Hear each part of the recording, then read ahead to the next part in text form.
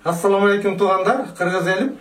Мен аты жөнім Толубай Бақасов. Мен азыр интернетте ызы болатқан Батекти менен азыр Рахман Байкени елдің бары таниды. Рахман Байке болду элге мындай айтканда калп айтпаган, элге төз көрүнгөн киши. Азыр ушу Батек менен Рахман Байке 100 килограммдын ашыпты, ушу тегерегенде экен. Азыр ушу Батек менен Рахман Байкени азыр көтөрөбүз. Мен көтөрүлбөгөнгө аракет кылып турам. Мындай кол менен карабайсыз. Жерге тартып турасыз. Семе менен кылабыз, бутуңузду чыгарып алыңыз. Мынакей, колтукту ичин ачып коюңуз. Колтук кысып тураса.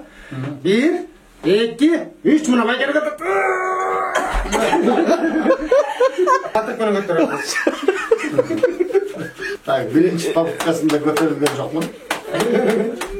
Эме жок кездеби? Азыр муну чөнтөккө салып алабыз. Мынакей чөнтөккө эле салып алганда бул адамга таасир берет. Азыр Рахман Байкени кайра көтөрөбүз мынакей. 1, 2, 3 кетти.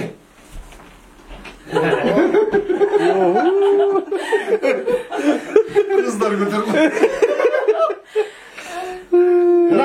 Бул адамга Батек бул күч берет. Чөнтөккө тийгенде бул адам денесине тийген, ошон үчүн сөмөйлөр оорубайт. Ошон үчүн биз Рахман Байкени жөн гана көтөрүп койдук. Кыздар менен көтөрүп койдук. А бунусу жалган андай эмес дейсиңер. Бул чын 100 килограммды мында көтөрүп коюшкан дегенде. Сөөктөрдү оорутпагандыктан, муундарды кармагандыктан, белдерди оорутпагандыктан биз көтөрүлөт да. Жана 20 мүнөттүк точкада отасыз, ошону ойготкондуктан адамдын клеткалары ойгонуп турат, ошон үчүн адам көтөрө алат адамдарды, күч берет. Байке, сиздер ишеген жок элеңиз? Жок. Ассаламу алейкум, урматтуу Кудулдар Академиясы каналынын көрүүчүлөрү. Көптөн бери ар кандай себептер менен концерттер токтотулуп калганын билесиздер. Ар бир айналысы долбоор мына пандемияга байланыштуу токтоп турабыз. Эми жакшылыктан үмүт кылып, бир абал жакшы болуп кетсе, кайрадан ал проект иштеп баштайт. Сиздерге сунуштай турган аябай көп турмуштан алынган сатиралар жазылып атат. Аларды сунуштайбыз. Бүгүн башка нерсе жөнүндө сүйлөшөбүз. Кыргызда мындай бир сөз бар. Күлкү өмүрдүн мүлкү деген. Демек бүгүн биз ден соолук жөнүндө сүйлөшөбүз. Мындай да, адамдын ден соолугуна тамак аш кандай керек болсо, руханий дүйнөсүнө күлкү ошондой эле керек. Ошон үчүн биз кээде отуруп күлкүбүз келет. Мыскыл тамашага ошон үчүн барабыз. Анан күлгөндө адам жан дүйнөм жыргап калды деген кандайдыр бир ушул жакшы абалдарга келет. Ошон үчүн ден соолук жөнүндө бүгүн сүйлөйүн деп атам. Мен бир башка бир жактан окуган же башка бир жыйынтыктар жөнүндө эмес, өзүм жөнүндө айтайын деп чечтим. Себеби мүмкүн кимдир бирөөлөргө бул өтө зарыл керек болуп аткан чыгар. Азыр биз жалпы эл мурдагы химиялык же бир мындай химиялык жолдор менен алынган дары-дармектерди пайдалангандан мындай качып калган күн болуп калды да. Ошон үчүн мүмкүн болушунча ар кандай бат, баягы биодобавка деп коет. Ошол компаниялар өтө көп. Ошолорду пайдаланганга аракет кылып атабыз. Эми ал туура. Андай өтө көп компаниялар Кыргызстанда иштеп атат. Аларды жамандаганга болбойт. Ар биринин өзүнүн артыкчылыгы бар. Ал бир зыян тийбегенден кийин, демек пайдасы тийген болсо, аны пайдаланыш керек. Ар бир компания өзүнүн ошондой бир рекламалар менен иштеп атышат. Мен бир топ жыл, 20 жылга жакын экзема деген бир балекетке жолугуп, аны эмне гана кылып, кандай гана врачтардын буйрутмасы менен эмне деген маздарды коюп, буну айыктыра албай койдум да. Ошол бутта бир экзема пайда болуп калды. Мен барган врачтар деле билет. Мен көп консультация алдым, бардым. Такыр айыкпады. Бул айыгып бараттан эле бир түндө ушундай бир аябай бир кычыткы пайда болот. Анан кандай кылып ал тырмап таштаганыңды билбейсиң. Кыскасы, Бул улам жаңылана берет. Ушул 20 жыл мени менен бирге жүрдү. Акыры мен бул мени менен чогуу кетет окшойт деп ушундай болду. Бир ишенип калдым да. Анан ошо жылдары биринчи жолу мен Кытайга бардым. Кытайга барып, эмне болуп барып калдык, бир аптекага бардык, бир дары издеп барышты. Анан мен ушундай бир оорум бар деп көрсөтсөм, алар мага мындай деди: бул сыртынан дарыланбайт, буну ичинен дарылаш керек. Мен ошондо биринчи жолу уктум, буну ичинен дарылаш керек экен. Анан эми эгер неметсеңиз биз дары жасап беребиз деди. Анан кандайдыр бир чөптөрдүн аралашмаларын кошуп, дагы нелерди кошту билбейм, кыскасы бир калтага жасап беришти. Ушуну чай кылып ичип туруш керек. Мен чын айтайын ишенген жокмун. Болуп тур, атайын келдим, алып коеюн деп алып. Билесиңер, 3 айдын арак берагында жанагы экзема болбогондой болуп жок болуп кетти. Мен унутуп калыптырмын ал бутта ошондой нерсе бар экен.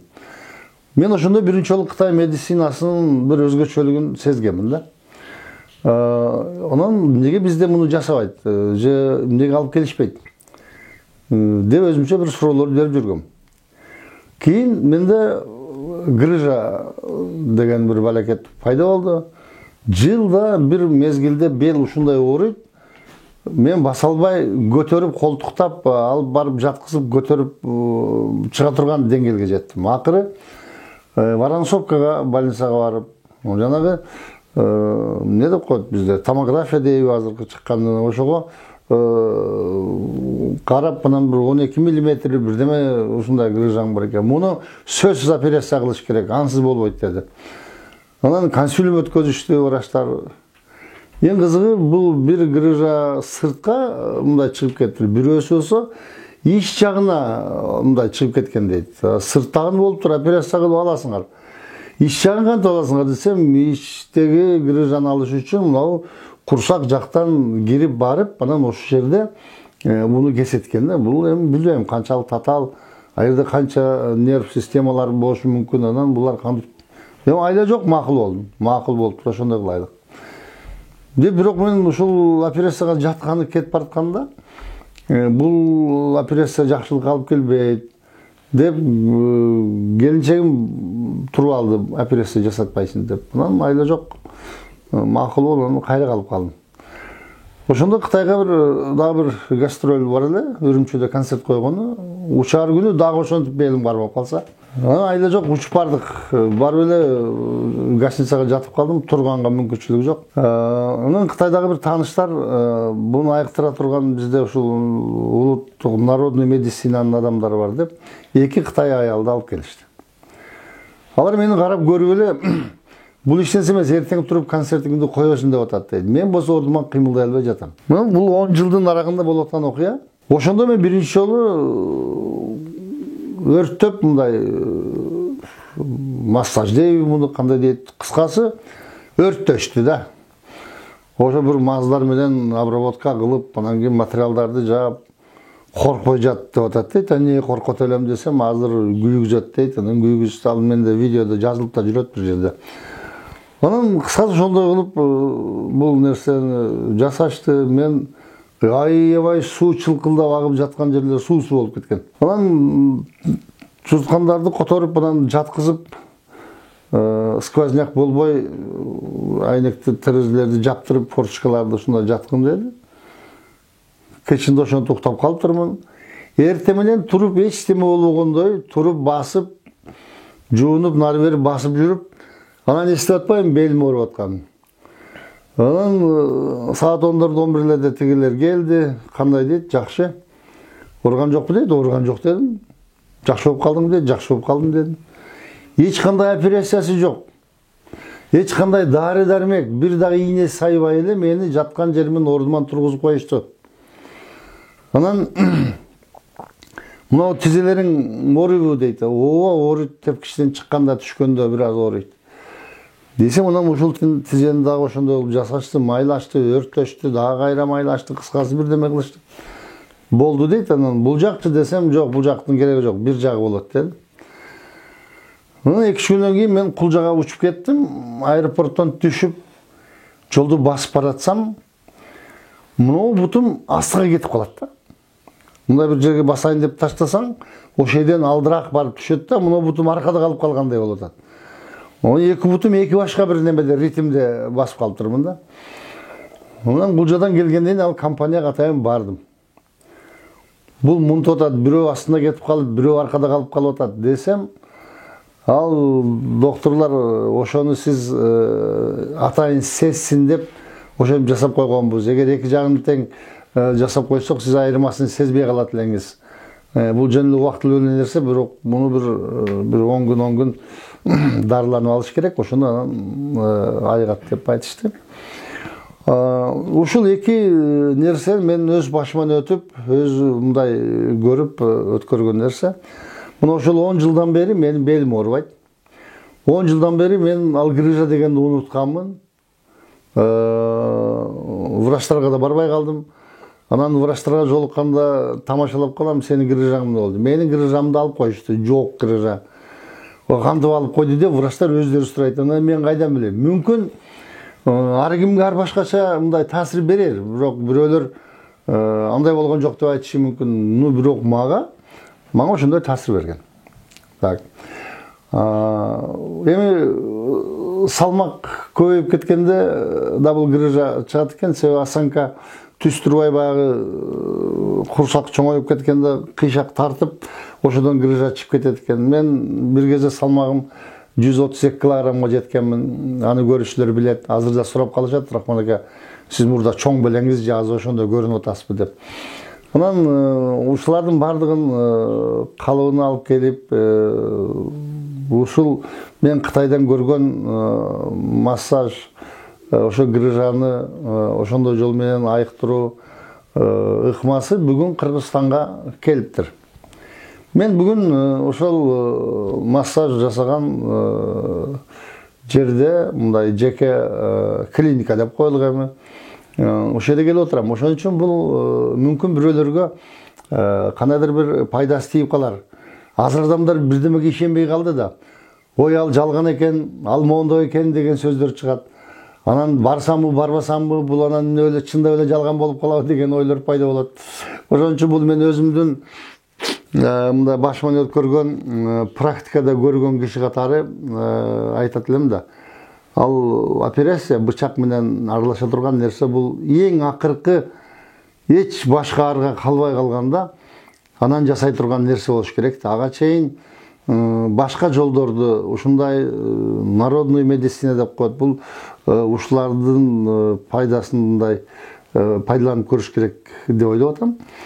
Анан мени буяка алып келген дагы бир оору пайда болду. Адам караган сайын ар кандай бир оору пайда боло берет экен адамда. Буттун тамандары бир мындай муздап эле, анан бир буттун асты катып калгансып, бир мындай жаны жокко окшоп, анан эчтемени сезбей ушундай бир нерсе пайда болду. Мен врачтарга кирип, бутум монтип атат, буну кандай кылыш керек деп бир топ консультациялар сурадым.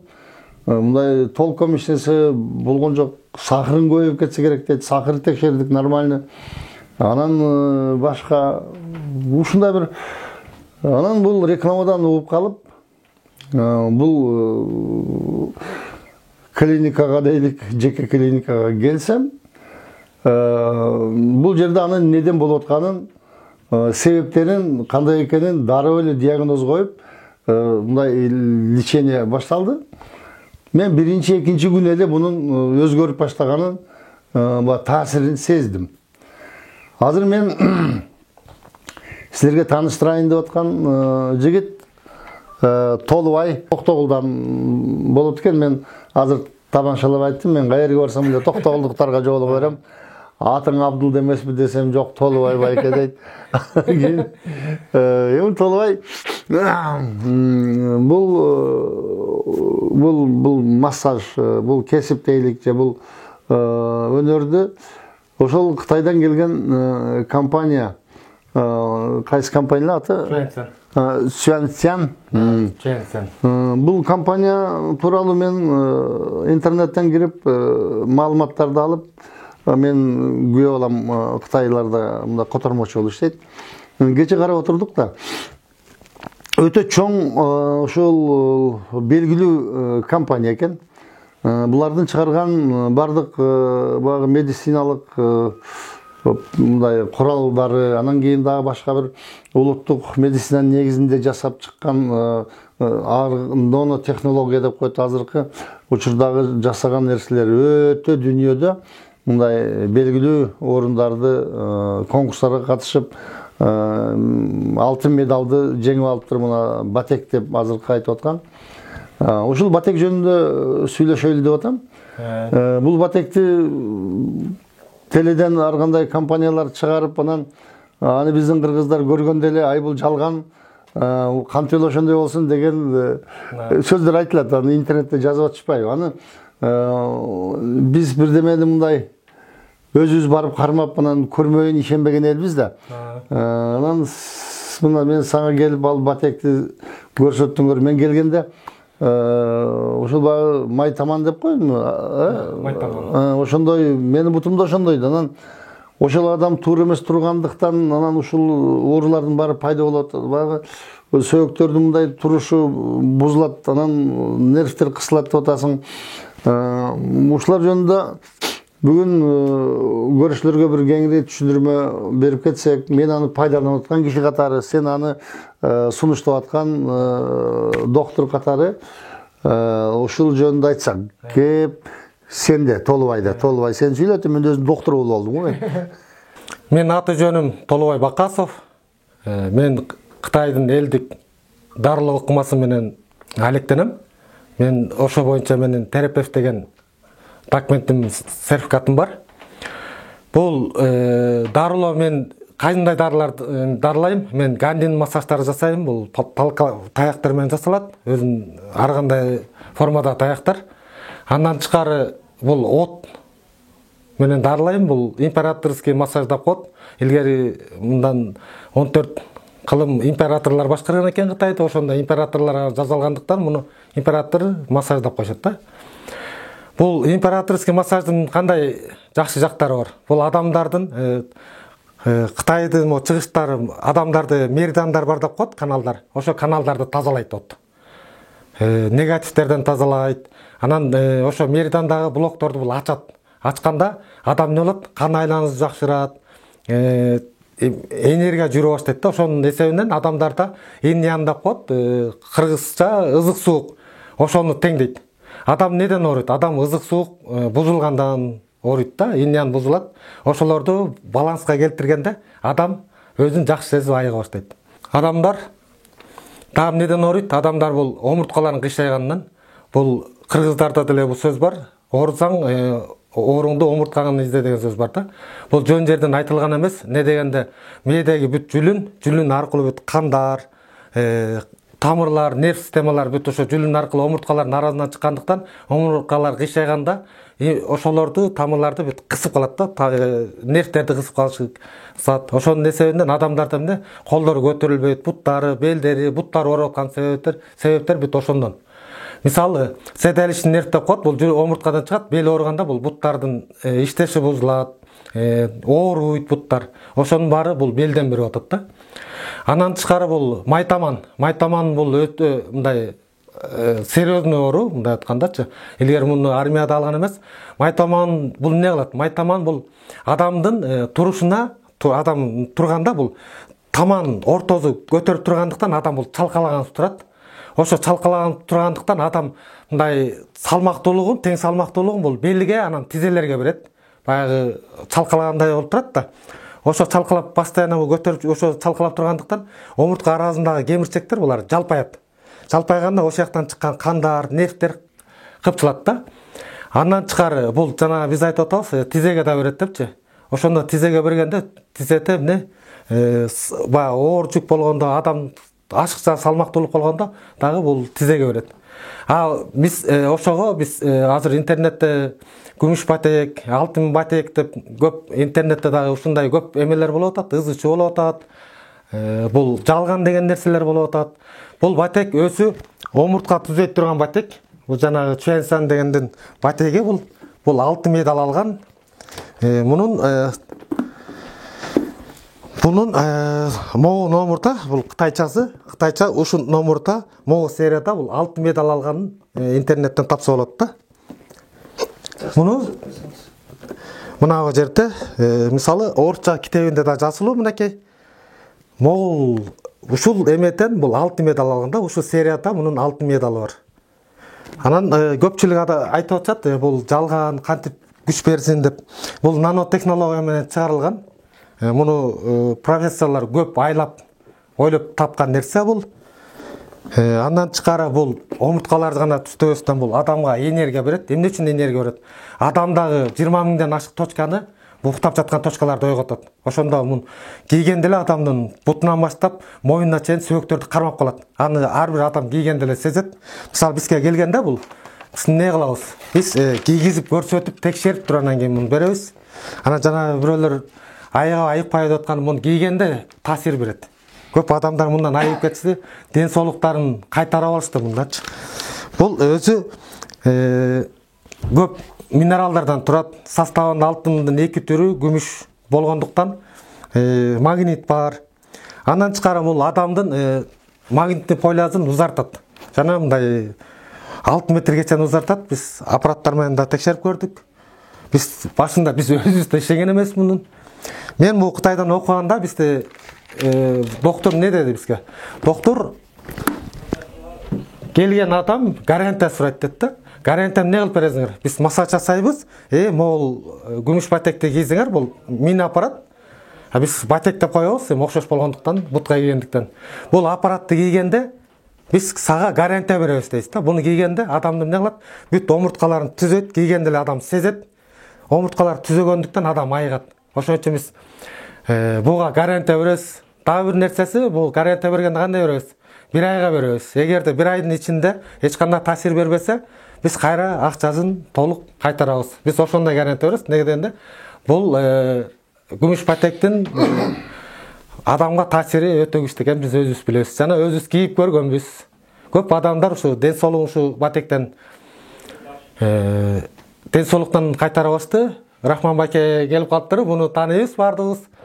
Рахман байке келгенде эмне ушуну кийгиздим, сразу таасир берген өзү сезди. Так, бул бир мындай караганда неге көпчүлүк адам ишенбей атат? Себеби бул жанагы бир бизде аткоттордон чогултуп эле анан кийин бир мындай куюп койгонго окшоп турат. Анан бул чындап эле бир караганда мындай ишенбей тургандай нерсе болуп көрүнүп турат да. Анан кече сен муну мага кийгизип анан мындай сынап көргөндө мен өзүм таң калдым да, бул кандайдыр бир көзгө көрүнбөгөн кандай бир таасир бере турганын кийген адам билет экен мунучу. Кадимкидей билип турат да, бул неге?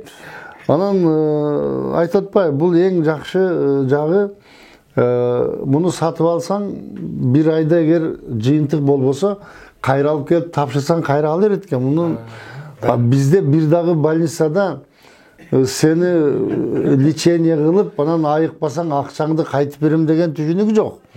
Азыр эмне деген адамдар, эмне деген оорулар менен барып жатып канча акчаларын ошол жерге апарып төгүп атышат, бирок анын жыйынтыгы кандай болду, эмне болду, бирөө кепилдик берем деген нерсе жок да. Анан мунун өзгөчөлүгү муну ошол кепилдикте болот. Демек эч ким эч нерсени жоготпойт. Убактылуу бир айга бул канча турат азыр? 10.800 сомго алып пайдаланып көргүлө. Анан эгер результат жок болсо алып келип мына кой Толубай. Мага бул результат берген жок десең кайтып алат да. Бул менимче бул өзгөчө бир нерсе да бул. Неге дегенде биз гарантия берген себеби бул 1 айдын ичинде адамга эффект берет, адам өзү сезип калат дагы. Кайтып бергиси келбей калат. Бергиси келбей калат да. Неденде бул энергия берет, кийип жүргөндө адам өзүн жакшы сезет, чарчабайт, анан ким ошол акчасына келип кайра берип кетет. Ошон үчүн сөктөрүн түзүп атканын билгенден кийин.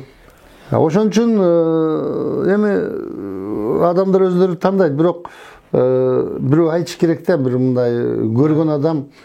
Мен чындап эле жана интернеттен кайсы бир компания реклама кылып, бирөөлөрдүн мындай көтөрүп атканын көрүп, мен деле таң калгам, кантип эле ушундай болсун депчи. Анан ошол номерлер аркылуу сага чалып анан келбедим. Анан келип муну көргөндө алып мына мен кийип алдым. Bir күндө 1 саат кийиш керек экен. Анан экинчи күнү 2 саат кийиш керек экен. Ну дайыма эле кие бергенге болбойт экен. Дайыма кие бергенге болот, бирок адамды аябай оорутат бул. Бул обострение берет. Бул сөйөктөр түзүп атканда адам кыйналат. Ошол үчүн адам буга көнүш керек. Азаздан бар. Көндүрүш керек да. Өзүн.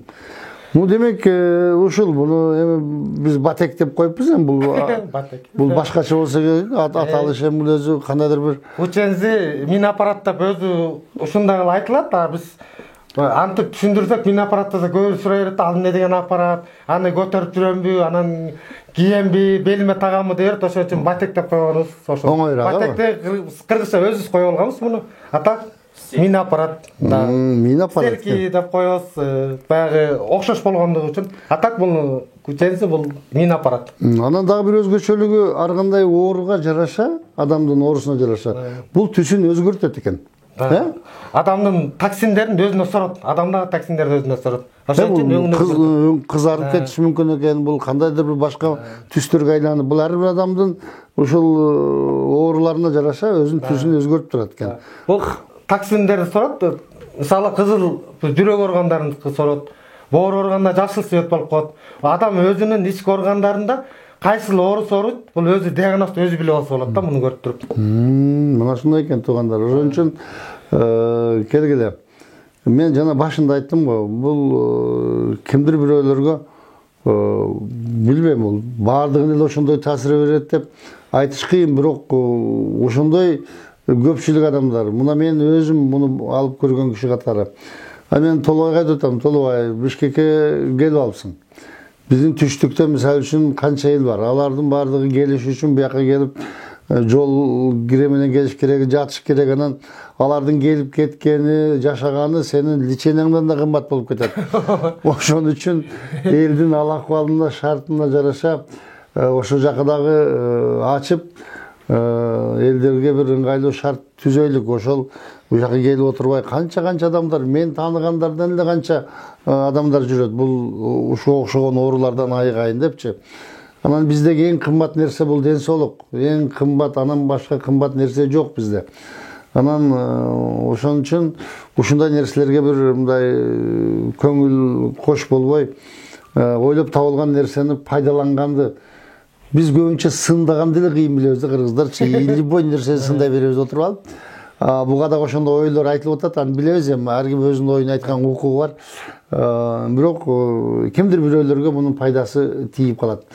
Ошон үчүн эгер ушундай бир маселелер болсо силерде, кайрылсаңыздар, мына телефон номерларды жазайлык. Канча сенин номериң, каяка кайрылыш керек? Менин номерим 775 94 20. WhatsApp ошондо. Бул омуртка эмес, бул артроз, артрит, бүт муун ооруларына да жакшы. Андан тышкары жана адамдын ичиндеги 5 органдагы токсиндер соргондуктан аларга да жардам берет, ички органдаргачы. Аны адам кийгенде эле сезет өзү. Анан жанагы семиздерди мындай жанагы от менен жасаганда арыктатат болуш керек. Себеби кече мен көрдүм да канчалык күйгөндө кандай суулар, кандай нерселер агып чыгып атканын. Сен ошо Абдылдан да бир беле кылбайсыңбы ушул семиз?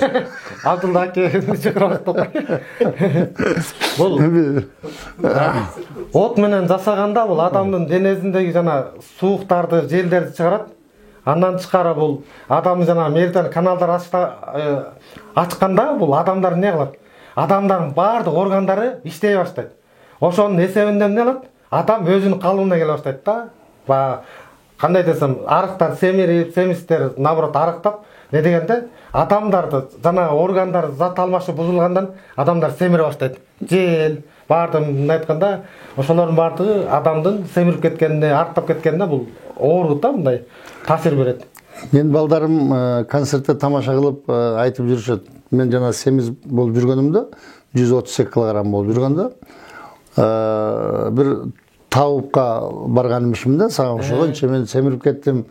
Муну кандай кылса болот десем, табып айтыптыр, ат миниш керек. Ат минсең анан арыктайсың деп. Анан 1 айдан кийин кайра табыпка барып турмун. не болду десе ат жаман арықтап кетти. Мен балдарым тамашалап, ат жаман арықтап кетти, эмне кылайын деп барганым иштейт. Ошон үчүн бул колдонулуп, мына далилденип, практикадан өткөн бул методду менимче колдонуш керек. Азыр ушул ден соолукта караган бул эң биринчи нерсе. Ошон үчүн келиңиздер, ушундай бир нерселерден пайдаланып, кимдир бирөөгө мунун пайдасы тийип калса, биз аябай исламда деле мынтип айтат го, эгер бир нерсени билсең, аны айтпай жүргөнүң өзү кылмыш депчи, жакшы нерсени. Анан ушунун баарын көрүп алып, ушунун баарын билип туруп, анан менин айтпай койгонум өзү кылмыш болуп калбасын деп Толубай менен суранган жок. Мен өзүм Толубайга айттым, Толубай, сен муну эмне айтпай отурасың, сен мемаке айттык, анан дедик, жок, антип айтпа. Мен өзүм сага айтайын, мен как блогер болоюнбу эмне десем, мейли байке айтсам, эл тааныйт. мен айтпайм, мен айтайын элге. Бул менин көрүүчүлөрүм өтө мындай немеде көп интернетте, анан ушуну айтайлык, мунун жакшы экенин адамдарга айтсаң, анан ушул жакшы экен, Рахман ака жалган айтпайт деп, анан ишенип анан келсе керек деп мен өзүм сурадым Толубайданчы. Туугандар, биз ушундай кылып бир мындай жакшы нерсени таратып элдерге жеткизип турушубуз керек да.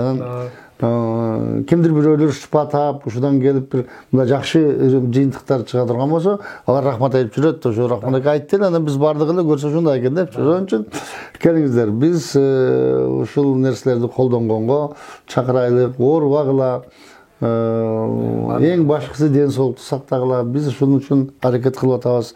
Толубай сага рахмат. Ушул методдорду атайын үйрөнүп келип, мен муну ким алып келет, муну качан алып келет деп эле өзүмчө эле кыйналып жүрө берчүмүн да. Мен мына Ошто канча жолу ушул врачтар менен сүйлөшкөндө ушуну айтып жүрдүм деп. Мына Кытайда мындай бир метод бар. Ушундай императорский массаж деп коет. Ошону алып келбейсиңерби бу жерге? Акыр биз мына көрүп жүргөнбүз. Десем мен билбейм, мен биздин бу жерден эч ким билбесе деп ушунтушет. Анан мына сен ушуну үйрөнүп, ушуга бир дит коюп, көңүл коюп, ушул ишти баштап турсаң, мына мен сени кечеден бери сүйлөшүп отурам. Канча оорулар, кандай бир деңгээлдеги өтө каттуу эпилепсия болгондор, колу көтөрүлбөй тургандар, кыйшайып калгандар келип ушул жерден дарыланып кетип баратат дейсиң, туурабы?